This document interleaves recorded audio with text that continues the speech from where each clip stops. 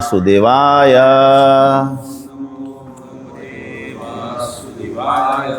ओम नमो भगवते वासुदेवाय। ओम नमो भगवते वासुदेवाय। नारायणं नमस्कृत्यं नरं चैव नरोत्तमं देवीं सरस्वतीं व्यासं ततो जयामुदीरयेत्। नस्तप्रायेषु भद्रेषु नित्यं भागवत सेवया भगवत्या उत्तम श्लोके भक्तिर्भवति नैष्ठिकी। ओम अज्ञानतिमिरान्धस्य ज्ञानाञ्जनशलाकया चक्षुरुन्मीलितं येन तस्मै श्रीगुरुवे नमः। श्रीचैतन्यमनोभीष्टं स्थापितं येन भूतले स्वयं रूपः कदा मह्यं ददाति स्वपदान्तिकं। वन्देऽहं श्रीगुरो श्रीयुतपदकमलं श्रीगुरून् वैष्णवांश्च। श्रीरूपं साग्रजातं सगण रघुनाथान्वितं तं सजीवं स अवधेतं सावधूतं परिजनसहितं कृष्णचैतन्यदेवं श्रीराधाकृष्णपादान् सगण ललिता श्रीविशाखावितांश्च। हे कृष्ण करुणा सिंधो दीनबंधो जगतपते गोपेश गोपिका कांत राधा कांत नमोस्तुते। तप्त कांचन गौरांगी राधे वृंदावनेश्वरी वृषभानुसुते देवी प्रणमामि हरिप्रिये। वाञ्छाकल्पतरुभ्यो च कृपा सिन्धुभ्येव च पतितानां पावनेभ्यो वैष्णवेभ्यो नमो नमः। श्री कृष्ण चैतन्य प्रभु नित्यानंद श्री अद्वैत गदाधर श्रीवासादि गौर भक्तवृंद। हरे कृष्णा कृष्णा कृष्णा हरे हरे, हरे राम राम राम हरे हरे। हरे कृष्ण। तो हम श्रीमद् भागवतम से पढ़ेंगे स्कंद प्रथम अध्याय 10 द्वारका के लिए भगवान श्री कृष्ण का प्रस्थान, श्लोक संख्या 15।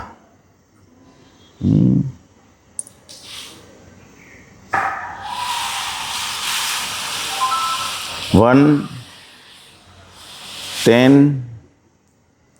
10, 15।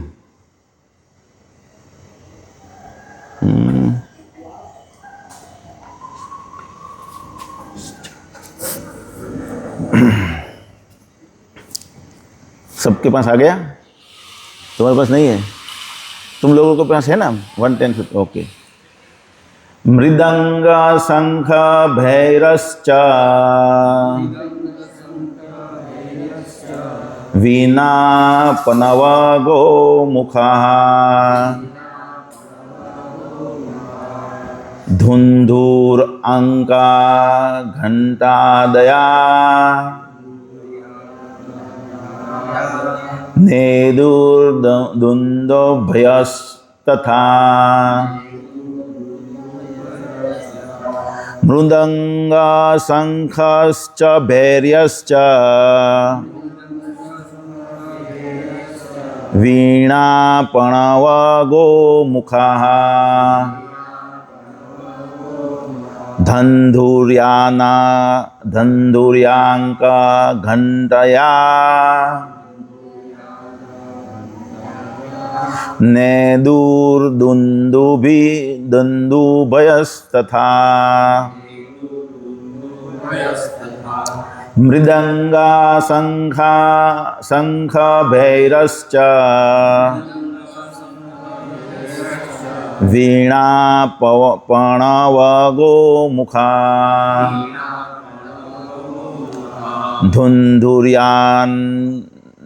धुंधुर्यांका घंटादया घंटद्या नेदुर्दुन्दुभयस्तथा।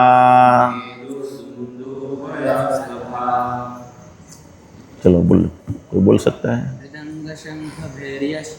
मृदंग शंख भैर्यश्च वीणा पणव गोमुखा धुंधुर्यानकत घंटयाद्या नेदुर्दुन्दुभयस्तथा मृदंग शंख भैर्यश्च वीणा प्रणव गोमुखाः धन्दुर्यानक घंटयद्या नेदुर्दुन्दुभयस्तथा। मृदंग मीठी ध्वनि उत्पन्न करने वाला ढोल। शंख शंख। भैर्य भैरी। क्या होता है भाई? यस, भैरी। च तथा वीणा तार युक्त वाद्यंत्र। वीणा क्या है? वीणा सरस्वती माता के हाथ में होती है। नारद मुनि को भगवान ने दिया था वीणा। वो लोग वो बजाते हुए सब जगह पे वो घूम सकते हैं। वीणा। प्रणव एक प्रकार की वंशी। गोमुखा अन्य प्रकार की बांसुरी। धुंधुरी एक प्रकार का ढोल। आनक नगाड़ा घंटा बजाए जाने वाला घंटा। आध्या इत्यादि। नेदु बजे। दुंदुभय विभिन्न प्रकार के ढोल। तथा उस समय। किस समय? उस समय मतलब अभी भी बोलेगा निखिल। जब भगवान हस्तिनापुर से द्वारका की ओर प्रस्थान के लिए निकले तब ये सब कुछ हुआ, ये सब बजा। हस्तिनापुर के राजमहल से श्री भगवान के प्रस्थान के समय उनका सम्मान में विभिन्न प्रकार के ढोल यथा मृदंग, ढोल, नगाड़े, धुंधुरी तथा दंदुभी एवं विभिन्न प्रकार की वंशियाँ, वीणा, गोमुखा और भैरिया एक साथ बज उठे। तो ये वैदिक पद्धति है। जब कोई जाता है, कोई आता है तो ये बजाना चाहिए। जब भगवान की फेस्टिवल आती है तो ये बजाना चाहिए। जब है ना कोई वरिष्ठ भक्त आते हैं अपने मंदिर में तो ये सब बजाने चाहिए। लेकिन ये बजाने वाले हमारे पास कलाकार नहीं हैं। अभी सिर्फ मृदंग बजा सकते हैं, थोड़ा करताल बजा सकते हैं, और कुछ बजा सकते नहीं हैं। और उसके आगे का श्लोक नेक्स्ट 16 श्लोक श्लोक संख्या 16। ये जो बजाते हैं हारमोनियम, वो प्रभुपाद के टाइम में था, वो प्रभुपाद बजाते थे। देखो बहुत सारा अभी वो हारमोनियम बजाते हैं। फिर क्या बजाते हैं? बोंगो।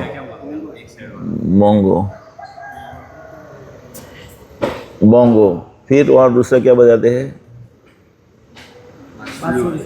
बांसुरी बजाते हैं। फिर वो शरणाई बजाते हैं। शरणाई तो जो शरणाई है वो तो बजाते ही, शादी में भी बजाते हैं। जब मंगलमय वातावरण होता है वो वातावरण को मंगलमय बनाने के लिए बजाते हैं। यहाँ वैदिक पद्धति में अलग यहाँ बताया है, अलग अलग प्रकार के ढोल बजाए गए।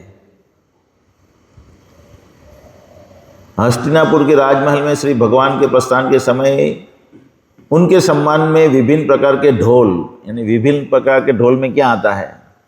मृदंग आता है, बड़े ढोल आते हैं, नगारे आते हैं, सब कुछ आते हैं ना। तो ये सब कुछ बजाया गया। लेकिन फिर हमें आचार्य को फॉलो करना पड़ा। मतलब ये वैदिक पद्धति तो है, बजा सकते हैं, लेकिन फिर हमें क्या करना पड़ेगा? ठीक है, हमारे मनमाने तरीके से फिर नहीं करेंगे हम। क्या करना पड़ेगा? जो आचार्य ने बताई है वो रोरित फॉलो करेंगे हम। तो चैतन्य महाप्रभु ने गाया है घंटा बाजे मधुर मधुर मृदंग बाजे, ये बात बोला है। और प्रभुपाद जितने समय प्रचार किया प्रभुपाद ने, तो उतने समय उन्होंने ये दूसरा कोई यंत्र इस्तेमाल नहीं करने दिया, सिर्फ मृदंग पे भार दिया है, मृदंग करताल। हाँ, तो फिर हम वो पकड़ के रखते हैं क्योंकि आचार्य प्रसन्न होते हैं। कुछ कुछ जगह पे ये प्रभुपाद का ऐसा बजाते हुए फोटो लगाते, वो मतलब एडिटेड ऐसा लोग रखते हो गया क्या नहीं, वो बजाते हैं ना, हारमोनियम तो बजाते हैं प्रभुपाद, लेकिन हारमोनियम ये है कि मंदिर में नहीं बजाते, पंडाल प्रोग्राम होता है तब बजाते हैं। फिर वो ऐसा ऐसे छाती पे लगा के वो बजाते हैं, उनको क्या बोलते हैं? नहीं उनको, अरे बहुत अच्छा नहीं है, नहीं ये छाती पे लगा लेते हैं और ऐसे, एक प्रकार का हारमोनियम ही है, लेकिन उनको कुछ बोलते हैं, मैं भूल गया शब्द। तो वो भी बजाते हैं, लेकिन मंदिर में नहीं बजाते, जब पंडाल प्रोग्राम होता है तब बजा सकते हैं। यहाँ है हारमोनियम ही है, लेकिन उनको एक शब्द बताते हैं। हमारी रथ यात्रा थी ना, वो भी रसियन, तो कई बार वो बजाते रहे। हाँ नहीं हमारी ही रथ यात्रा थी, उसमें एक प्रभु जी तब लेके आए थे और बजा रहे थे, और दामोदर प्रभु भी हमारी रथ यात्रा में आए थे। तो दामोदर प्रभु ने बताया कि ऐसा बजा सकते हैं क्या, मुझे पूछा।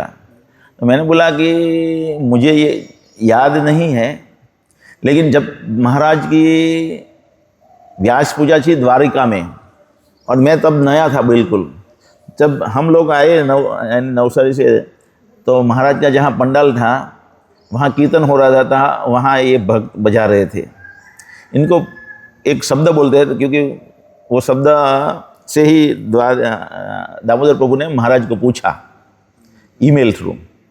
तो फिर महाराज ने क्या उत्तर दिया वो भी महाराज ने कुछ मना नहीं किया, लेकिन क्या उत्तर दिया वो मैं भूल गया हूँ।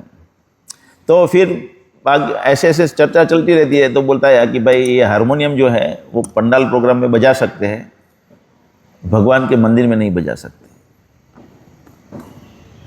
तो इसीलिए हम देखो शरणाई होती है, तो हम यहाँ शरणाई वाले में वृंदावन में हम जाते हैं, बहुत मधुर शरणाई जन्माष्टमी के दिन बजती रहती है। लेकिन यहाँ क्या है, वो सब भक्ति से होना चाहिए, प्रोफेशनल नहीं होने चाहिए। तो प्रोफेशनल होते हैं तो वो कुछ काम का नहीं है। धीरा हो गया कि अचानक चलने लगा है, એવું જ ચાલે છે? ओके हैं, ना कोई बात नहीं। तो ये सब कुछ देखना पड़ता है कि हमें अब आचार्य क्या चाहते हैं, हमारे पास हमारे गुरु महाराज क्या चाहते हैं, ये सब देखना पड़ेगा, उस हिसाब से हम बजा सकते हैं। लेकिन साउथ इंडिया में हम देखेंगे कि भगवान को जब भोग लगाते हैं ना, तो बड़ा ठाड़ आता है और छाता होता है। अभी मेल चल रहा था, मेल पे चर्चा हो रही थी महाराज के ग्रुप में कि जो छाता होता है ना, देखो हम साउथ इंडिया में जाते हैं तो भगवान को हर रोज़ घुमाते हैं शाम को वो लोग मंदिर में, तो उनके लिए एक छाता होता है, बड़ा छाता होता है। हम लोग तो उठा भी नहीं पाएंगे, वहाँ के ब्राह्मण इतने शक्तिशाली है कि उठाते हैं वो। तो बताया कि जब महाराज आते हैं या भगवान आते हैं तो वो छाता लेके हमें जाना चाहिए, और छाता लेने वाला इतना ऊंचा होना चाहिए और इतना शक्तिवान होना चाहिए कि वो छाता महाराज या जिनकी रक्षा के लिए उन पे गिरे, धूप ना गिरने दे, ना कि वो अलग अलग घूमता रहे और महाराज अलग घूमते रहे या भगवान अलग घूमते रहे। एक ये चीज़ है। दूसरी चीज़ ये है कि साउथ इंडिया में जब जहाँ प्रॉपर वैष्णव ब्राह्मण है, यानी वैदिक युग से के पद्धति पालन करने वाले ब्राह्मण हम देखते हैं, तो वहाँ जब भगवान को बड़े बड़े मंदिर है, गुरुवायु मंदिर है, फिर पद्मनाभ मंदिर है, फिर ये रंगनाथ स्वामी है, तो वहाँ भगवान को जब भोग लगाते हैं तो बड़ा नगारा, शरणाई, ढोल सब के साथ भोग लाते हैं छाता लेके। एकदम जैसे उत्सव है ऐसे भगवान का भोग लाते हैं और भगवान को भोग लगाते हैं। तब जब मैंने ये देखा तब मेरा भी ये वो मन में भाव है कि हमारे यहाँ भी अगर भगवान आएंगे, अर्चा विग्रह हम लाएंगे, अगर अच्छे भक्त बने आगे जाके, अरे हरि कीर्तन थोड़ा वो एक दो चीज़ है कि ज्ञान होना और साथ साथ में वैष्णव कल्चर डेवलप होना, दो चीज़ होती है ना। तो मेरे प्रवचन में मैं ये भार नहीं दे रहा हूँ इतना, अभी मैं शुरू कर दिया है, धीरे धीरे ग्रेजुअली वही करूँगा कि वैष्णव का क्या है, एक वैष्णव कल्चर भी डेवलप होना चाहिए साथ साथ में, ज्ञान के साथ साथ वैष्णव कल्चर एटिकेट्स बहुत ज़रूरी है। महाराज का बुक आने वाला है लेकिन वो लगेंगे 20 साल लग जाएंगे वैष्णव एटिकेट्स के बारे में, 15-20 साल या 10-15 साल लग जाएंगे, तब तक के लिए क्या करना। तो वो बुक तो हमारे पास है नहीं रेफरेंस, और हमने जब ट्रेनिंग लिया अब तक तो वैष्णव एटिकेट्स इतने फॉलो नहीं किए हमने, है ना। लेकिन बहुत ज़रूरी है, प्रॉपर भक्त बनने के लिए वैष्णव एटिकेट्स होने चाहिए। तो ये थोड़ा भार देता है हरि ये यूथ में, तो हम समझ सकते हैं कि आगे जाके जो भी भक्त होंगे अगर वो उनको फॉलो कर पाए वैष्णव एटिकेट्स को, तो प्रॉपर वैष्णव कल्चर में भक्त बनेंगे। तो प्रॉपर वैष्णव कल्चर में भक्त बनेंगे तब जाके वो जो भाव उत्पन्न होना चाहिए भगवान के लिए, क्योंकि हम भगवान को जानते हैं लेकिन हमारे हृदय में एक भाव बैठा है अहंकार का, हमें पता ही नहीं है कि हम अहंकारी हैं, लेकिन भगवान को तो मालूम है ये अहंकार है। तो भगवान को वो पसंद नहीं है, तो इतना भगवान प्रसन्न नहीं होंगे हमसे अगर हमारा जो प्रॉपर वैष्णव बिहेवियर होना चाहिए उस हिसाब से हम नहीं हैं। तो जो भी प्रक्रिया करेंगे ऑपुलेंटली करेंगे, भगवान प्रसन्न करेंगे, क्योंकि भगवान क्या है, भावग्राही जनार्दन है। लेकिन फिर भी वो आनंद जो आना चाहिए भगवान को, अगर हम प्रॉपर भक्त है ना, मंदिर में अगर हम प्रॉपर भक्त है सब लोग, और भगवान को जो प्रसन्न कर पाए वो भाव तो नहीं आएगा अगर प्रॉपर वैष्णव नहीं है। तो इसके लिए प्रॉपर वैष्णव के भाव में भगवान को ऐसा भोग लगाएंगे। तो मेरे मन में एक तमन्ना है कि हमारे मंदिर में भी जब भोग लगाएंगे हम, तो ऐसे ही भोग लगना चाहिए, अच्छे भक्त बनेंगे। लेकिन बहुत स्लो प्रोसेस है ये, हैं? यस है कि नहीं? क्या बताओ, क्या बताया मैंने? हाँ, लेकिन उसके लिए भक्त चाहिए, तो वो प्रचार करके कौन बनाएगा? है ना।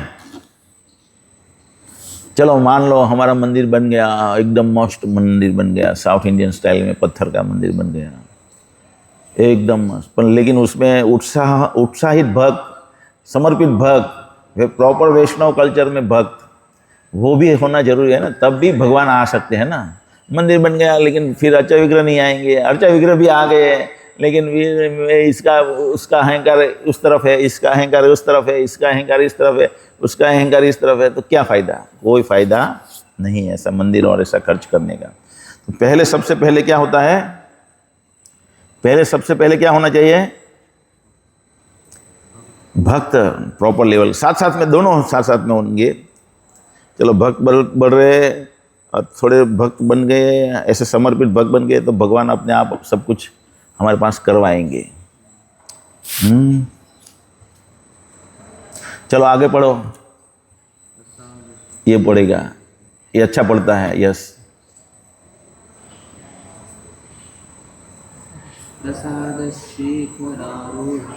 प्रसाद शिखरारूढ़ा कुरु नार्योदिदक्षया विवृषः कुसुमे कृष्णं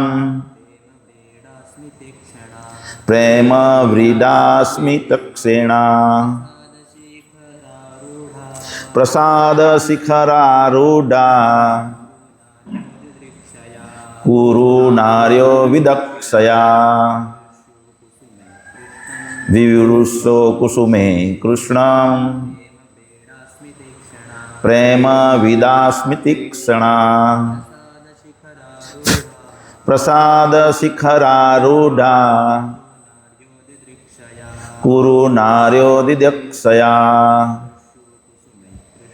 विवृषः कुसुमे कृष्णं प्रेम विदास्मि क्षणा प्रसाद शिखरारूढ़ा कुरु नार्यो दिदक्षया विवृषो कुसुमे कृष्णं प्रेम विदास्मि क्षणा प्रसाद राजमहल की, देखो यहाँ राजमहल की अनुवाद प्रभुपाद बता रहे हैं। प्रसाद मतलब कृपा है ना, प्रसाद मतलब क्या, कृपा है। ओह प्रासाद छे, हम प्रासाद राजमहल की शिखर छत पर आरूढ़ा चढ़ी हुई कुरु नार्य कुरु राजवंश की नारियां दिदक्षया दिदक्षया देखते हुए ववृषः सॉरी ववृषुः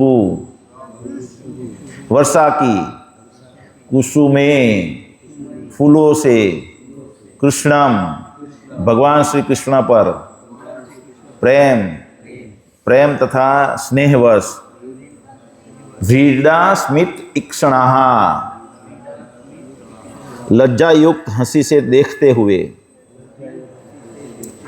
श्री भगवान को देखने की प्रेममय इच्छा से कुरुओं की राजवंशी स्त्रियां राजमहल की छत पर चढ़ गई और स्नेह तथा लज्जा से युक्त हंसती हुई श्री भगवान पर पुष्पों की वर्षा करने लगी। तो यहाँ देखें कि उस वक्त भी यहाँ तो नहीं बताया गया है, लेकिन आगे जब भगवान द्वारिका में प्रवेश कर रहे हैं, एक चैप्टर है द्वारिका के लिए भगवान प्रस्थान, आगे एक चैप्टर का नाम क्या है, भगवान श्री कृष्ण के द्वारिका में प्रवेश। ये अगर चैप्टर में हम देखेंगे, यहाँ से निकले हैं, अभी वहाँ स्त्रियाँ हैं 7वीं मंजिल पे चढ़ गई। कौन सी मंजिल पे चढ़ी गई? तो अभी हमारा उस वक्त भी 7 मंजिले की इमारत थी। प्रभुपाद बताते हैं तात्पर्य, मैंने पहले बहुत पढ़ा था। तो ऐसा नहीं है कि हमने अभी डेवलपमेंट किया और अभी मंजिल हम मल्टी स्टोरी बिल्डिंग बना रहे हैं। 7 मंजिले का मंदिर तो वहाँ इंडोनेशिया में शिव जी का है ना। तो ये टेक्नोलॉजी तो भगवान से आई हुई है, लेकिन अभी हम क्या सोचते हैं कि अभी हम अपार्टमेंट बन रहा है। पहले तो सब झुपड़ियों में रहते थे, सादे घर में रहते थे, किसी को कुछ टेक्नोलॉजी का मालूम नहीं था। लेकिन तब की टेक्नोलॉजी के हम देखते हैं तो मंदिर भी देखते हैं तो 3-3, 4 हज़ार साल, 5 हज़ार साल पुराने मंदिर है। अभी कोई भी मंदिर अभी आधुनिक टेक्नोलॉजी से कुछ भी बना लो आप, चलो 100 साल 150 साल कितना चल टिकेगा। तो वो टेक्नोलॉजी उनके पास थी, है ना। तो हम खाली पीली क्या है, कुएं के मेंढक है। हम सोचते हैं कि नहीं हम ही कुछ कर रहे हैं, है ना। तात्पर्य, लज्जा स्त्री का विशिष्ट अलौकिक सौंदर्य है। क्या हम चाणक्य पंडित बताते हैं लज्जा नारी भूषणम।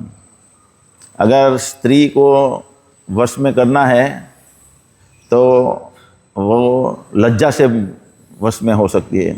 जिसने लज्जा छोड़ दी जिस स्त्री ने, तो वो स्त्री अनकंट्रोल हो जाती है। ऐसा चाणक्य पंडित के नीति शास्त्र में भगवान प्रभुपाद बताते हैं।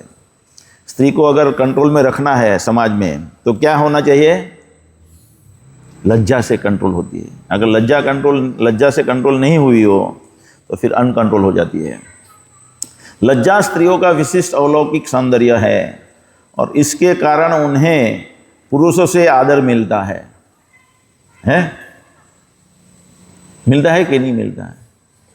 अगर कोई स्त्री है,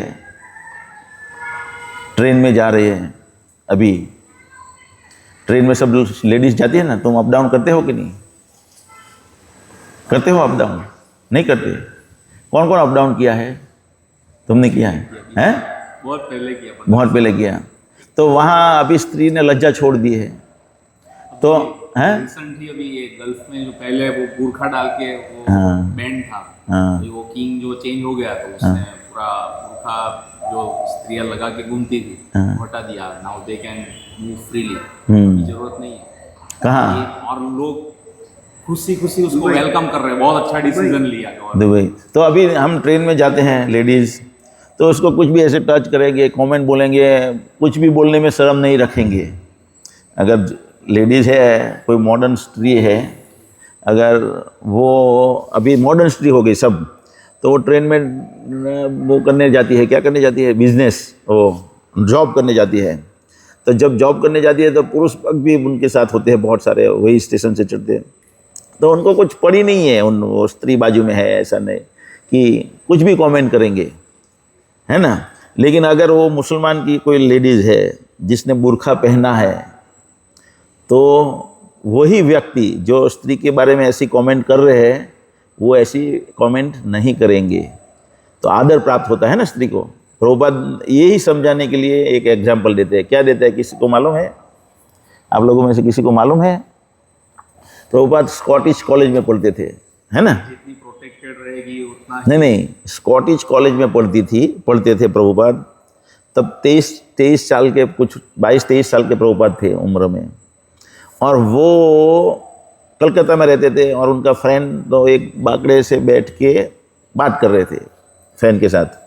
तो वो साफ करने वाली मजदूर वहाँ आई, तो निम्न अवस्था है ना। लेकिन क्योंकि उसने घूंघट लगाया हुआ था, है ना, तो हम वहाँ खड़े थे, तो वो वहाँ रुक गई, है ना। वो वहाँ रुक गए, तो उसके आदर में हमको वहाँ से हटना पड़ा, उनको साफ करने के लिए कुछ बोलना नहीं पड़ा। उनको आदर देते हुए, वो साफ जो झाड़ू मार रही थी सिटी में, उनको आदर देते हुए प्रभुपाद और उनके फ्रेंड वहाँ से हट गए। तो आदर प्राप्त होता है। जब स्त्री लज्जित रहती है तो आदर प्राप्त होता है, ये बताया है यहाँ। प्रैक्टिकल है ना। देखो, हम मुसलमान की स्त्री जाती है जो बुर्खा में है, तब कोई लूज कमेंट नहीं करेंगे। हमें आदर रहता है उनके प्रति, वो आदर का भाव रहता है।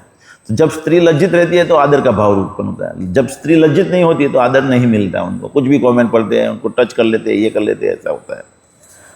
और इसके कारण उन्हें पुरुषों से आदर मिलता है। महाभारत काल में, अर्थात 5000 से अधिक समय पूर्व भी यह प्रथा प्रचलित थी। विश्व इतिहास से अपरिचित कम बुद्धि वाले लोग ही कहते हैं कि पुरुषों से स्त्रियों को पृथक रखने की प्रथा भारत में मुसलमानों के समय में चालू हुई। ये लोग अभी मुझे भी एग्जाम्पल देने के लिए यही बताना पड़ा आपको। समझ में आया कि नहीं? क्या बताना पड़ा? बुर्खा। क्योंकि उसके पहले ये तो परंपरा चली आई है, लज्जा में रहना। प्रभुपाद बताते हैं, स्त्री को सूर्य नहीं देख सकता। सूर्य को भी स्त्री का दर्शन नहीं होता है। हमारी मम्मी बाजू के पड़ोस के घर में जाना चाहती है तो उसको पालकी में बिठा के ले जाते हैं और पालकी में बिठा के लेके आते हैं।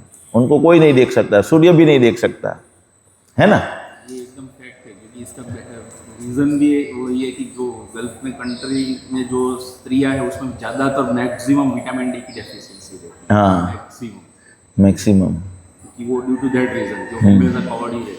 हाँ, सन तो मिलता ही नहीं वैसे। तो ये सब साइंटिफिक होने लगा है अभी कुछ ना कुछ। ये क्या बताया है कि देखो, खाना बिगाड़ दिया हमने। तो ये तो परंपरा करोड़ों अब्जों साल से थे, अब्जों सालों से राजपूत की स्त्रियां महल में ही रहती थी। अभी भी आज भी हमारे गांव में अगर जाओगे आप, तो कितना भी गरीब राजपूत हो गया है, उनकी लेडीज कभी भी खेत में काम करने नहीं जाती। उनके पास जमीनें हैं, उनके पुरुष ही काम करते हैं, लेडीज कभी काम करने जाती नहीं है स्त्री में। वो परंपरा है। तो ये परंपरा तो सालों से चली आई है, समझ में आया ना। तो आज भी वो परंपरा चली आई है, तो विटामिन डी तो इतने समय से कैसे जीती थी वो, है कि नहीं। हाँ ठीक है, अभी सूत्र बन गया है कि विटामिन डी यानी सूर्य में बैठेंगे तो ही होगा, लेकिन ये बुर्खा पहनती है इसलिए उनको विटामिन डी नहीं मिलता। और शास्त्र कहते हैं कि सूर्य भी उनका दर्शन नहीं कर सकता, तो उनको विटामिन डी कैसे मिलता होगा। तो वो तो हजारों साल रहती थी, कोई डॉक्टर भी नहीं थे उस वक्त, और इतनी सुंदर दिखती थी, मालूम है। अभी तो सुंदरता गायब है ना। भागवत के 9वें स्कंद 10वें स्कंद में सुंदरता का वर्णन है। सुखदेव गोस्वामी वर्णन कर रहे हैं स्त्री का सौंदर्यता का, कैसे आती है बताइए। स्त्री की सौंदर्यता कैसे, कहाँ से आती है। वो है ना क्या, हाँ वो कपड़े धोती है ऐसे ऐसे ऐसे करके, ऐसे ऐसे। अभी क्या है, एक्सरसाइज करती है ऐसे, दोनों सामने सामने रस्सी रखते हैं ऐसे ऐसे करके। और वो उस जमाने में ऐसे ऐसे घंटी फिराती थी हाथ से। वो मैं भी अभी ढूंढ रहा हूँ, एक 1.5-2 महीने से बहुत सारे लोगों को बताया है कि हाथ से घुमाने वाला घंटा चाहिए हमें, उसी से मुझे रोटी पकानी है। क्यों हैं हैं, कहाँ से, पन्नालाल कहाँ से, ऐसे करते हैं वो लोग। हाँ हाँ, मग का फाड़ा करते हैं, ठीक है। लेकिन आटा भी ऐसे पीसते थे, और रोज आटा पीसने के लिए क्या होता है, देख एक तो वलोना घुमाते हैं लोग सुबह, देखा है कभी तुम लोगों ने? कुछ नहीं देखा है, ये लोगों ने भी नहीं कुछ देखा। मामा ने देखा होगा, और मैं देखता था, मैं इसके जैसा था। तो गांव में मुझे बहुत रहना अच्छा लगता था, मुझे नवसारी में रहना अच्छा नहीं लगता था, मैं गांव में चला जाता था। तो 5 बजे लेडीज उठती है, 4 बजे, कितने बजे, कितने बजे उठती है। स्त्री का कार्य देखो कितना कार्य होता था, ज़्यादा, पुरुष से भी ज़्यादा कार्य, फिर भी खुश थी, फिर भी कभी वो तलाक नहीं होते थे, कभी भी तलाक नहीं होता था। स्त्री है, पुरुष सब घर के सो जाते हैं, उसके बाद स्त्री सोती है ना। और ये पति पत्नी एक रूम में नहीं सोते थे, मालूम है, हैं? मालूम है, किसको मालूम है पति पत्नी एक रूम में नहीं सोते थे? नहीं मालूम।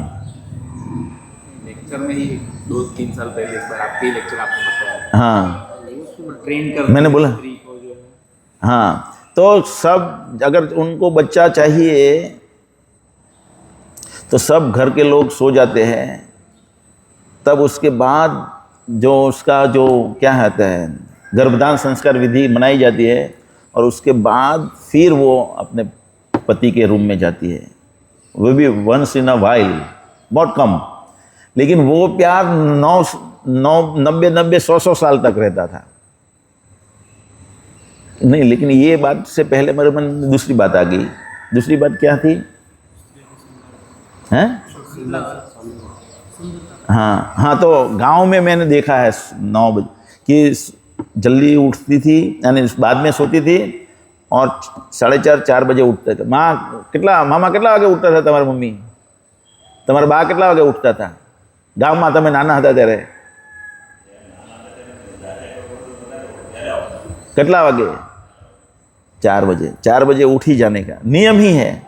लेकिन 8 बजे सो जाते। 8 बजे तो लगभग मोटा मोटी गांव में बिजली नहीं थी, तो सो जाते थे 8 बजे। तो वो वह जल्दी उठते थे। सबसे पहले क्या वासुदू करे, सबसे पहला वासिदू करे, वासिदू પછી करे, ठीक है। पहला दड़वानो, પછી छाछ काढ़वानो, हाँ तो ठीक है।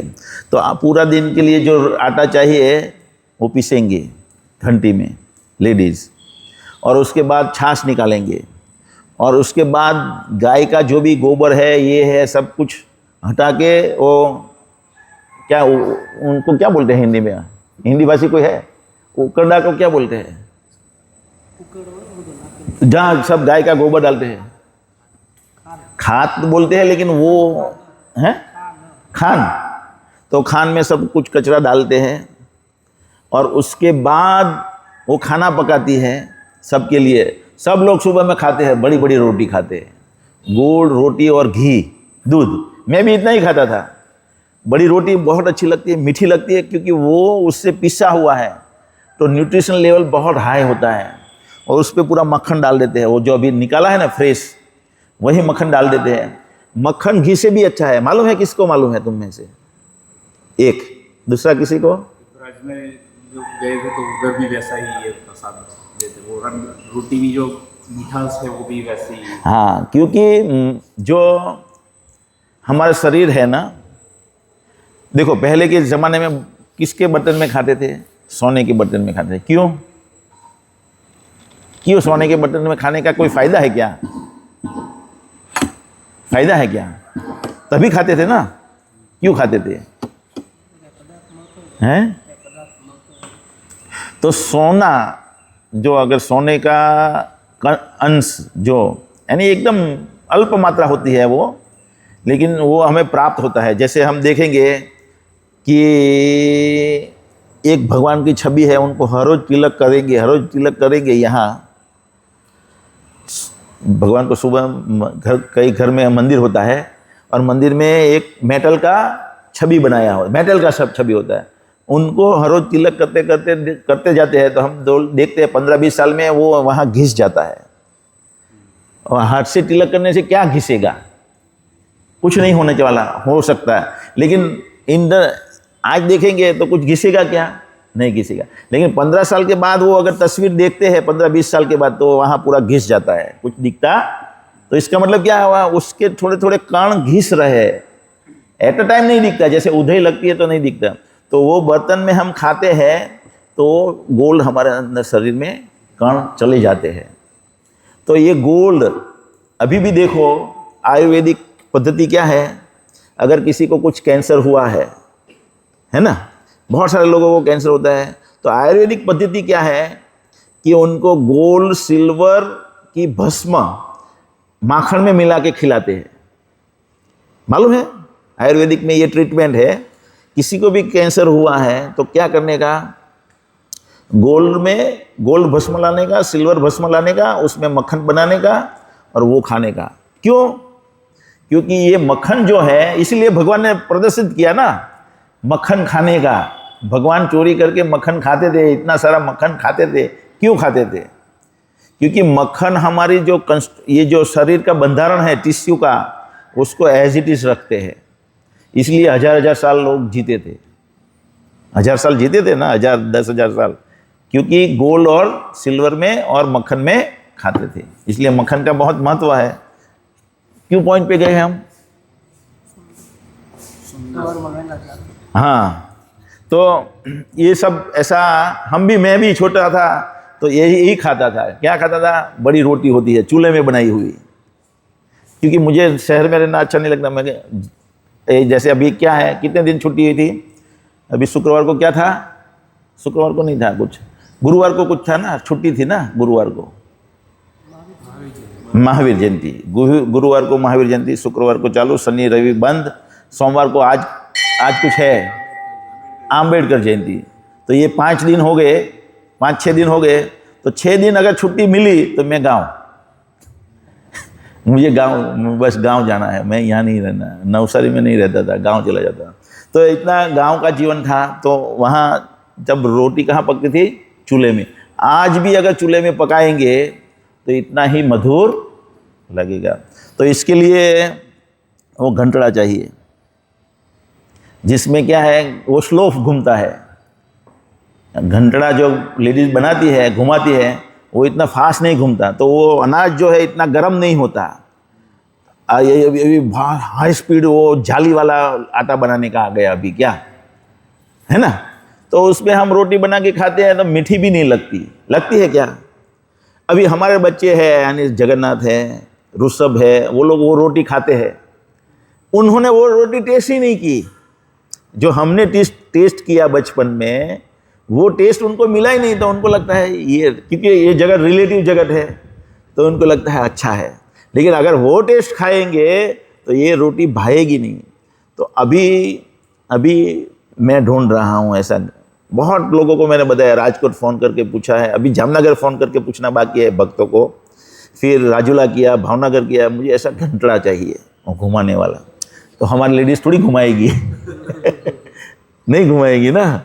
अगर घुमाएगी तो उनकी तंदुरुस्ती और अच्छी बढ़ेगी। अभी देखो, मेरे वाइफ है, उनकी फ्रेंड है बहुत सारी कॉलेज की, तो सब जितनी भी अभी शादी में आई थी, सुनीता को तो नहीं है, लेकिन उनकी बहुत सारी फ्रेंड है कॉलेज में। वो बहुत फ्रेंड करती रहती थी कॉलेज में, तो उनकी फ्रेंड है बहुत सारी। तो उन ज़्यादातर फ्रेंडों को डायबिटीज़ है। क्या है?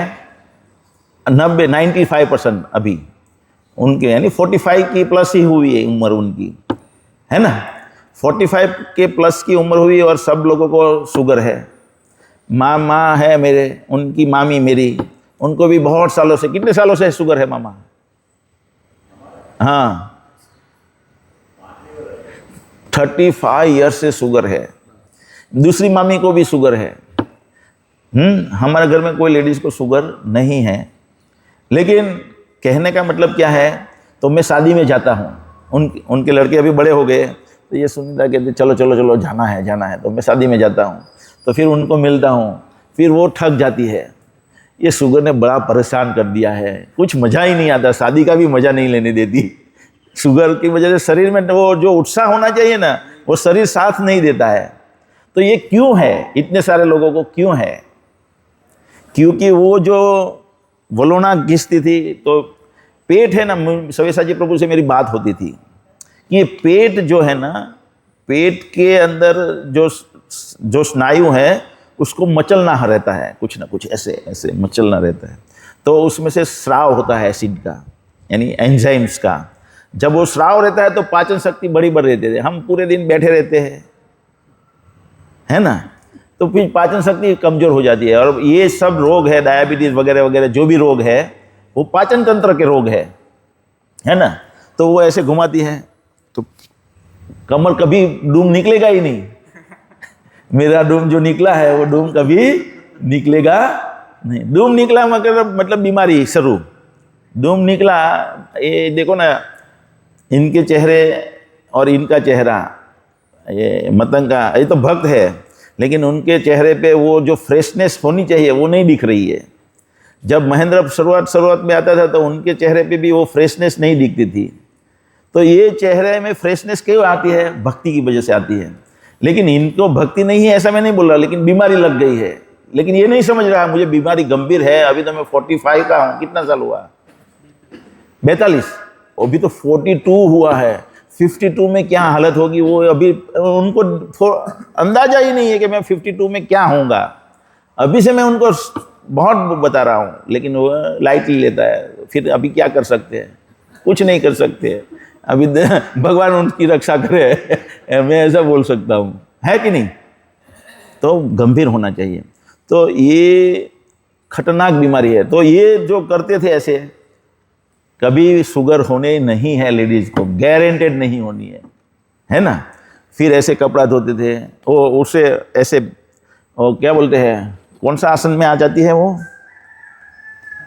नहीं, वो एक आसन है, वो आसन में बैठ के ही कपड़े धोए जा सकते हैं अच्छी तरह से, है ना। तो कभी बीमारी नहीं आती है। 2, तीसरा है नहीं, पद्मासन नहीं, ऐसे उभड़क बैठे ने આપણે टॉयलेट જે ત્યારે બેસે ને એવી રીતના બેસીને જ કપડાં ધોવા પડે। अभी तो पाटला आ गया, हाँ पाटले में बैठे। लेकिन वो कपड़े धोने की सही स्टाइल नहीं है। गांव में अभी भी जाओ आप तो वो गरीब घर की लेडीज ऐसे कपड़े धोती है। हाँ, मसाला भी ऐसे पीसते हैं, है ना। मसाला 2 तरह से पीसते हैं, वो खांडनिया होता है पत्थर का, और ये बेलन से पीसते हैं, है ना। अभी नवसारी में देखो, नवसारी में खिचड़ी है कि भुवनेश्वर खिचड़ी, उसका हलवा बहुत फेमस हो गया है, मालूम है? और अखरोट का हलवा तो है। हाँ खिचड़ी फेमस है, लेकिन उसकी स्वीट बहुत फेमस होने लगी है। हाँ अभी अमेरिका घूमने गया है पैसे आ गए तो अमेरिका घूमेगा ना, तो यहाँ बड़ा होटल बनाया है ये रोड पे। और अभी होलसेल में वो मिठाई बेचता है, तो उसका हलवा बहुत फेमस है। मुझे कब पता चला कि ये रिच में वो गया था, तो मेरा कहने का मतलब है जो भी है वो रिच में गया था, वो हलवा खाया किसी के शादी में, उसने एक हमारे यहाँ जिसने पार्टी रखी है, तो बोला मुझे, उसने पूछ लिया था वहाँ कि ये हलवा कहाँ से लाए, तो बोला यहाँ से लाए, तो भुवनेश्वरी से लाए। तो अभी उसकी एंगेजमेंट सुनील अग्रवाल की, अभी गोवा में शादी है 1.5 करोड़ में, लेकिन एंगेजमेंट हमारे होटल में किया। तो हमको बोला कि भाई मुझे हलवा चाहिए तो भुवनेश्वरी का ही चाहिए। तो मैंने बोल रहा है यार ठीक है चलो ला देते हैं, बाकी ये हलवा तो हम भी बना सकते, लेकिन मिठास क्यों है वो हलवे में? क्योंकि वो जो हलवा जो यानी क्या किसका, अखरोट का, तो अखरोट उसको ऐसे बैलन से पीसते हैं, तो उसमें मिठास बनी रहती है। जो हलवे में वो तो बड़ा बड़ा होता है, नट तोड़े ने પછી अंदरથી પેલું કાઢે તે આખું હોય, તો એને ખાંડવું પડે ને, तो खानने के लिए क्या करता है वो, कोई अगर जार में खानेगा स्लो स्पीड में तो वो सब मिठास चली जाएगी, वो बैलन से खान करता है, बैलन से उसको क्रैक करते हैं और छोटा बनाते हैं, या खांडड़ियाँ से बनाना चाहिए। अभी देखो बड़े बड़े लोग हैं, महाराजा मसाला, महाराजનો મસાલો આવે ને, महाराजना अलग अलग मसाला આવે, પછી બીજો કયો मसाला આવે, एवरेस्ट मसाला, तो बादशाह मसाला, तो वो मसाला कैसे बनाते हैं मालूम है? मशीन नहीं मशीन से ही बनाते हैं, लेकिन स्टाइल है वैदिक। वो लोहे का इतना बड़ा खांडणिया रहता है, उस पर वो डसता रहता है लोहे का, ऐसे ऐसे मशीन से चलता रहे, वो मशीन ऐसे ऐसे घूमता है, तो ऊपर डांडा इसके साथ साफ्ट कनेक्टेड है, तो पूरा लाइन में लगाया रहता है और ऐसे ऐसे खांडते हैं, तो वो मसाला इसलिए टेस्टी रहता है थोड़ा। तो जो भी खांड के बनाते हैं है ना, अपने को यहाँ भी ऐसा ही करना चाहिए, लेकिन क्या भक्त है, भक्त नहीं है। और हमें कभी भाई हमने वो बता दिया है ना कि कभी रेडीमेड आटा लाने का नहीं। तुम लाते हो घर पे रेडीमेड आटा? नहीं लाने का, कभी नहीं लाने का। जीवन में सुखी होना चाहते हो तो रेडीमेड आटो आवे ने, लोट मिलता है ना रेडीमेड, 2 किलो 3 किलो, कभी नहीं लाने का है। 2 चीज से नहीं लाने का, मैं बता देता हूँ। प्रभुपाद ने बताया, प्रभुपाद ने कितनी बार बताया है ये तो, कि कुछ भी पाउडर फॉर्म में आपको नहीं लाने का, मसाला भी कभी पाउडर फॉर्म में आपको लाना नहीं। उसमें क्या डाला है कुछ समझ में नहीं आएगा आपको, उसमें क्या डाला है। एक बार पाउडर हो गया मतलब पाउडर, उसमें क्या डाला है क्या पता चला है? रोटी घर पे पीसने का, हाँ बेस्ट स्टाइल है वो जो आता है ऐसा करने का। वो नहीं है तो पत्थर वाला घंटी लाने का, वो जाली वाला पीसने वाला नहीं लाने का, समझ में है ना? जाली वाला पीसना का मतलब जीरो वैल्यू, न्यूट्रिशन बिल्कुल गायब, यानी 10% 12% न्यूट्रिशन रहेंगे, तो खाएंगे इतना सारा, न्यूट्रिशन मिलेगा कम। तो ये चीज़ है। क्यों हम गए थे वहाँ सब कुछ? हाँ, तो ये सुबह में मैं ऐसी रोटी खाता था, ऐसी मधुर थी। फिर सब लोग गांव खेत में चले जाते हैं 8 बजे से पहले ही, 7:30 बजे सब खत्म हो जाता है, फिर सब खेत में चले जाते हैं। फिर जब खेत में जाते हैं तो जो मजदूर आते हैं मजदूरी करने के लिए, उनको भी रोटी बनानी होती है। क्या होती है? उनके लिए भी खाना जाता है खेड़ूत के घर से। अभी तो कोई खिलाता नहीं है। अनिल भाई कहाँ खिलाता है अपने मजदूर को? खिलाते हो क्या रोज? मास में एक दिन। कहाँ से लाते हो? Very good. ये थोड़ा उड़ीसावासी है, इसलिए उन पे थोड़ी परंपरा है। खुद बनाते हो ना, तो ये चीज़ है। तो बाकी लोग तो ये एक दिन परंपरा रखी है, रखे रखना अच्छा है, भगवान प्रसन्न होते हैं ऐसे, समझे ना। तो अभी तो कोई खिलाता नहीं है। पहले लोग बिना काम वाला सुनने अच्छा नहीं लगा, दो महीना तक, फिर धीरे धीरे आदत बढ़ गया, हाँ अच्छा लग रहा है, ठीक है, और नया नया बना के दिया। हाँ, तो ऐसे है, ठीक है, वेरी गुड। तो हमने भी हमारा फैक्ट्री बनाया, 2-3 बार हमने भी प्रसाद बना के खिलाया उनको। तो खिलाना चाहिए, लेकिन हर रोज़ खिलाते थे पहले। तो इतने सारे लोगों का रोटी बनाना, वो घर की बहू बनाती थी और फिर उनको लेके जाती थी, और वो मजदूर सब लोग खेत में जो भी काम कर रहे हैं, उनके घर वाले और मजदूर सबको खाने का। और खाने का कितना मतलब मालूम है, अभी तो खाना कुछ है ही नहीं बनाने का। उस समय जो खाते थे आप कल्पना नहीं कर सकते, इतना इतना खाते थे, 3-3 रोटी बाजरे की, इतनी झाड़ी झाड़ी हैं। मेरे पिताजी को मैंने देखा है, इतना बड़ा रोटी 2 तो वो भी खा जाते थे। और मैं युवा था 22-25 साल का, तभी भी मैं 1 रोटी नहीं खा पाता था, तभी भी इतना खेलता था कूदता था तो भी, और वो लोग 2-2 रोटी खा लेते थे।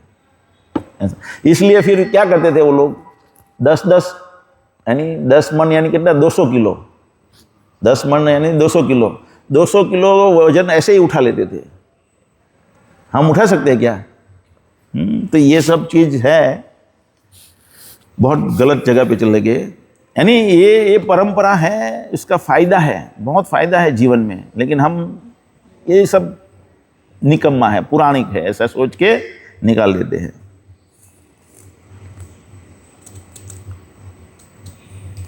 तो लोग अभी सोचते हैं, क्या सोचते हैं, प्रभुपाद यहाँ बता रहे हैं कि जो लाज रखने का, शर्म में रहने का, लज्जा में रहने का, वो मुसलमानों से आया है, मुसलमानों से आया है।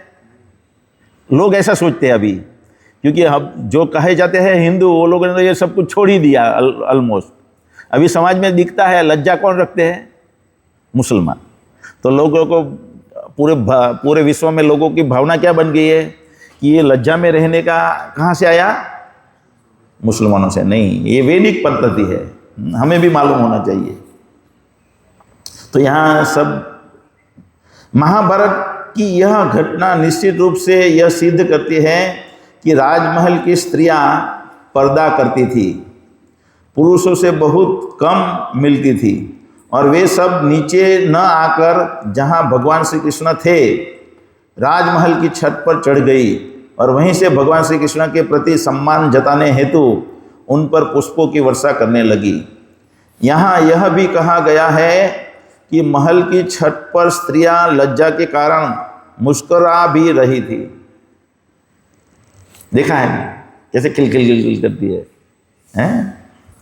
यह लज्जा स्त्रियों की प्रवृत्ति का वरदान है।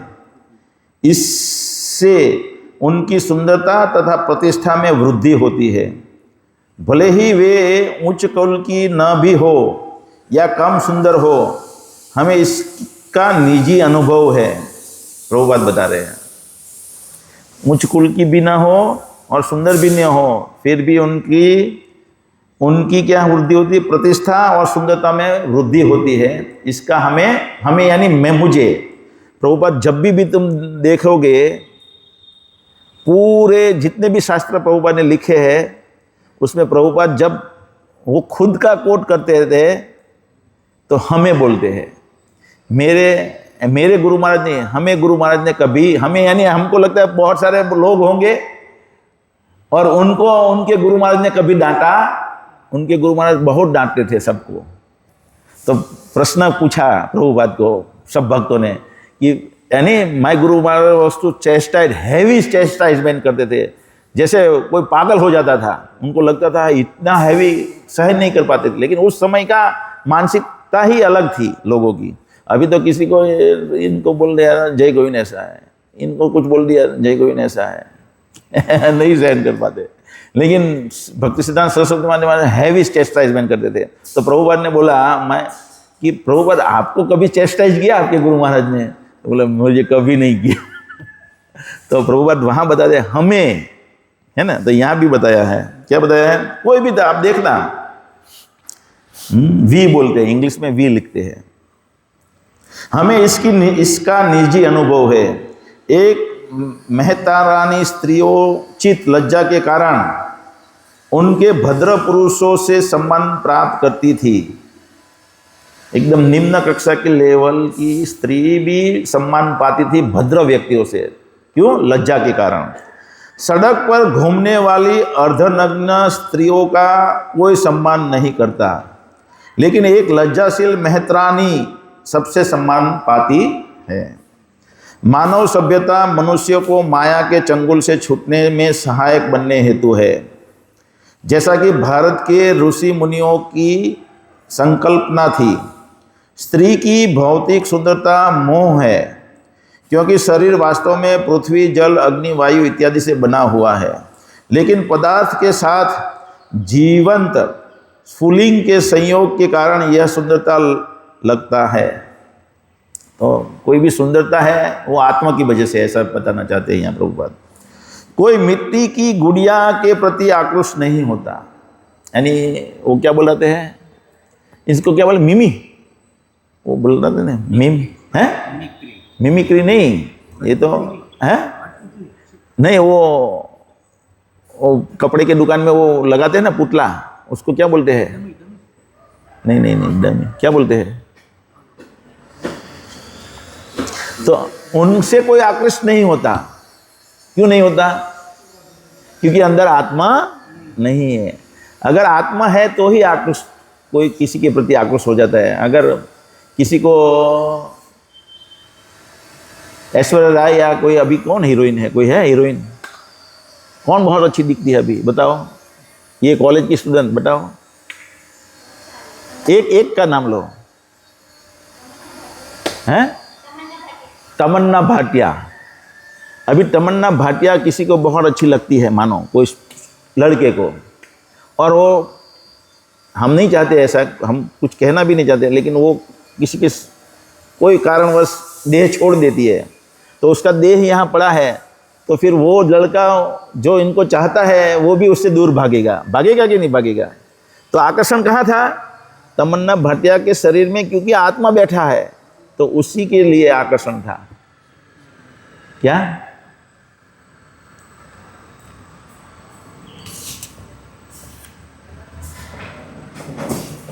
कोई मिट्टी की गुड़िया के प्रति आक्रोश नहीं होता, यद्यपि यह दूसरों का ध्यान आक्रोश करने के उद्देश्य से अच्छी बनाई जाती है।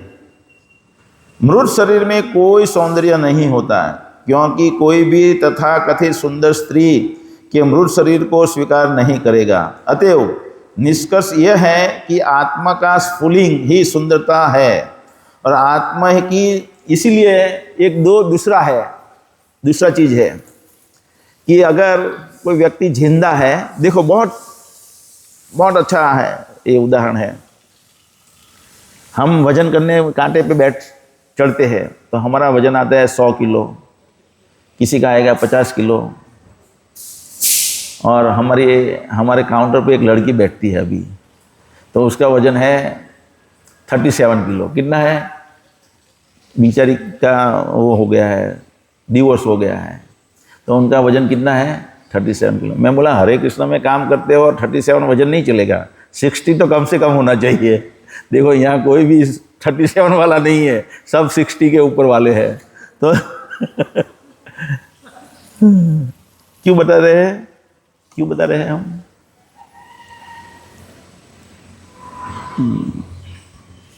क्यों बता रहे हैं? क्यों वो उदाहरण क्यों आया मेरे मन में? एक है, नहीं वो तो ठीक है, आत्मा स्फुलिंग जो है शरीर में बैठा, इसकी वजह से तेज और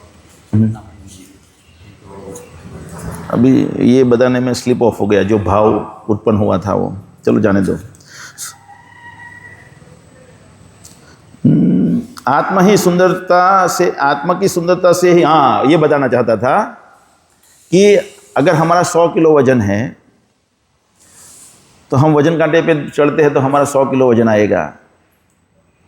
अगर हमको अक्षय को उठाना है, अभी कितना वजन है आपका? 76 का ये है अक्षय। उनको 2 लोग उठा लेंगे, गारंटी से 2 लोग उठा लेंगे, एक भी उठा लग सकता है। अगर क्या आपका नाम क्या है? रम्यमय प्रभु। रम्यमय प्रभु अक्षय को उठाना चाहते तो अकेले उठा लेंगे, है ना। लेकिन अक्षय ने अगर ये शरीर त्याग दिया फिर रम्यमय उनको नहीं उठा पाएगा, गारंटी। ये प्रभुपाद कई बार बता चुके हैं। हम जब तक आत्मा है तब तक हमको लगता है कि हमारा वजन है, लेकिन हम लाइट वेट होते हैं एक्चुअली, क्योंकि आत्मा की वजह से हम लाइट वेट होते हैं, है ना। लेकिन जब आत्मा छोड़ देता है तो हम हमारा वजन कोई उठा नहीं पाता। जब लाश बीत जाती है ना तो 3-4 लोग जैसे वैसे उठा पाते हैं। ये अनुभव है, प्रैक्टिकली भी देख लेना आप, है ना। तो आत्मा की वजह से हमारा वेट भी कम होता है। इसलिए हम 4-5 लोग कार में, बस में लोग 50 लोग बैठे हैं, सब जिंदा है, लेकिन 50 लोग अगर बस में बैठ गए मुर्दा, तो बस चलाना उनके लिए बहुत भारी होता है, कंट्रोल नहीं होती है वो बस फिर। हाँ ये जो अस्थि उठाते तो लेके जाते हैं, थोड़े थोड़े चेंज करते हैं। हाँ, भारी लगता है, बहुत भारी लगता है। आत्मा की सुंदरता से ही मनुष्य बाह्य शरीर के सौंदर्य के प्रति आक्रोश होता है। इसलिए वैदिक ज्ञान हमें झूठी सुंदरता के प्रति आक्रोश होने से मना करता है। लेकिन चूंकि अब हम अविद्या के अंधकार में हैं, अतएव वैदिक सभ्यता स्त्री तथा पुरुष को मिलने की सीमित छूट देती है। वेदों का कहना है कि स्त्री, कल वो आया था अंगिरा मुनि वहाँ आरती ऑफर करने के लिए मुझे, फिर वहाँ लेडीज़ थी, वो पुरुष ने ज़बरदस्ती लिया, ठीक है। फिर वो सोचने लगी लेडीज़ को भी क्यों नहीं देते, फिर इसने लेडीज़ को भी दे दिया। लेकिन लोगों को लगेगा, तब मेरे मन में प्रश्न आया था कि यहाँ कोई प्रश्न उठा सकते हैं इस्कॉन में सबको पहले आरती क्यों पुरुष को ऑफर करते, लेडीज़ को क्यों नहीं? कर सकता है प्रश्न, है कि नहीं? आगे जाके तो हमें उसका ज्ञान होना चाहिए, क्यों नहीं, क्यों, क्या है रीज़न, बताइए। अतएव वैदिक सभ्यता स्त्री तथा पुरुष को मिलने में सीमित छूट देती है। वेदों का कहना है कि स्त्री अग्नि तुल्य है और मनुष्य नवनीत यानी मक्खन के समान है। नवनीत अग्नि के संसर्ग में अवश्य पिघलता है, अतएव आवश्यकता पड़ने पर ही उन्हें उनके पास जाना चाहिए, है ना। मक्खन को अगर रोटी पे लगाना है तो ही मक्खन को गर्म करना चाहिए, वरना मक्खन को गर्म करने से कोई फायदा नहीं है। ऐसे ही स्त्री को पास पुरुष तभी जा सकता है जब आवश्यकता है, बिना आवश्यकता के स्त्री के पास पुरुष को नहीं जाना चाहिए। एक बार क्या हुआ, हरीश्वरी प्रभुपाद को मालूम नहीं था कि हरीश्वरी प्रभु एक मैरिड व्यक्ति है। उनको लगता था, क्योंकि वो उनके सर्वेंट बने थे, सेवक बने थे। 1976 की बात है, 1976 जनवरी में, जनवरी 75 दिसंबर या 76 जनवरी 1 में वो वहाँ उनके सर्वेंट के रूप में आए। कैसे आए? क्योंकि प्रभुपाद ने उनको पहले देखा था, वृंदावन के टेम्पल प्रेसिडेंट के साथ उनकी चिल्लम चिल्ली हो रही थी, और प्रभुपाद वहाँ से गुजर रहे थे तो देखा कि ये हरीश्वरी और कोई झगड़ रहा है, टेम्पल प्रेसिडेंट उस वक्त वृंदावन में जो था, तो वो दोनों कुछ झगड़ रहे थे। और उसके बाद वो दिल यहाँ, वो वैसे तो वहाँ थे, अमेरिकन थे, अमेरिकन जैसे CR मिल है ना, कोल्ड रोलिंग मिल, मैं कोल्ड रोलिंग मिल में काम किया है, तो वो वहाँ कोल्ड रोलिंग मिल में काम करते थे हरीश्वरी प्रभु, और अमेरिकन उनकी वाइफ थी। लेकिन जब प्रभुपाद के आंदोलन के इस्कॉन के संघ में आए तो वो आकृष्ट हो गए और फिर वृंदावन में आए थोड़े टाइम रहने के लिए। जब वो वृंदावन में आए तो प्रभुपाद ने पहली बार उनको देखा झगड़ते हुए। तब प्रभुपाद दिल्ली थे 1975 या 76 का जनवरी। तो उनके जो सर्वेंट थे उनको अचानक जाना पड़ा यूरोप में, कुछ कारण से वहाँ कुछ सॉल्यूशन लाने का था, इसलिए प्रभुपाद ने बोला ठीक है आप चले जाओ। अभी प्रभुपाद का सर्वेंट कोई रहा नहीं, तो बोला कि किसको सर्वेंट रखा जाए। तो एक व्यक्ति ने सजेस्ट किया, प्रभुपाद के जो उस वक्त संगी थे उसमें ने, कि हरीशौरी को रख सकते हैं। तो हरीशौरी को वहाँ से वृंदावन से बुलाया कि आपको प्रभुपाद का सर्वेंट बनना है, आप आ जाओ यहाँ दिल्ली। तो वो तो बहुत खुश हो गया, मुझे बहुत अच्छी सेवा मिल गई ऐसा करके। और जैसे ही वो दिन आया तो एक सोसाइटी में एक बंगला था, पहला मंदिर चल रहा था दिल्ली में। ऐसा दिल्ली में एक बंगलों में ऐसी पूजा अर्चना होती थी और प्रभुपाद वहाँ आते थे। तो उनको जैसे ही सर्वेंट के रूप में बुलाया गया तो वो पहले क्या किया, नाके पे गए सोसाइटी के और एक बुक और पेन लेके आ गए। फिर वो लिखना शुरू कर दिया उसने, जो भी प्रभुपाद कहते थे, जो भी करते थे, टोटली लिखना शुरू कर दिया। तो वो दिसंबर 75 से मार्च या अप्रैल 77 तक वो वहाँ रहे उनके सर्वेंट के रूप में।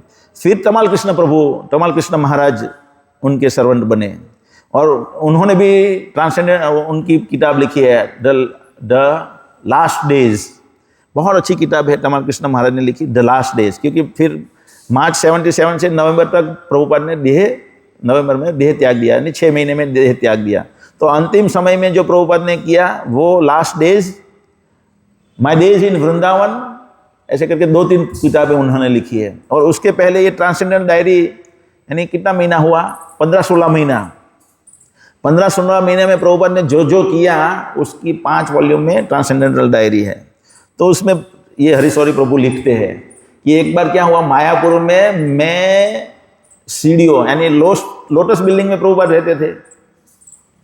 लोटस बिल्डिंग का नाम है ना, जो ये मंदिर है उसके ऊपर जो बिल्डिंग बना है, प्रभुपाद का रूम बहुत अच्छा रूम है। अभी भी हम मायापुर जाते हैं तो वहाँ बैठ के सब भक्तों उनके रूम में जाके माला करते हैं, बहुत अच्छा रूम है। तो प्रभुपाद ने वहाँ से खिड़की में से देखा कि सीढ़ी पे हरीशौरी बात कर रहा है कोई स्त्री के साथ। तो प्रभुपाद ने देखा 1-1.5 घंटे तक बात किया कुछ कारण से। फिर प्रभुपाद जो बहुत चिल्लाए, क्योंकि ब्रह्मचारी को तो बात इतना करना ही नहीं चाहिए कभी भी। तो इतना चिल्लाए। फिर एक भक्त ने प्रभुपाद को बताया, Prabhupada he is married man. तो भी प्रभुपाद ने बताया ठीक है मैरिड है। फिर प्रभुपाद शांत हो गए और प्रभुपाद ने बताया कि ठीक है मैरिड है, फिर भी इतना ज़्यादा देर तक बात नहीं करनी चाहिए स्त्री के साथ।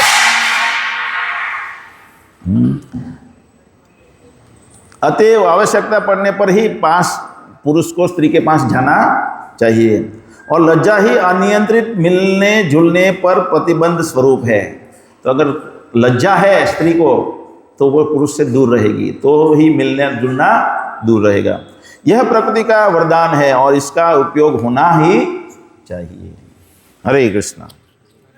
ग्रंथराज श्रीमद् भागवतम की जय। निताय गौर प्रेमानंद। अभी आज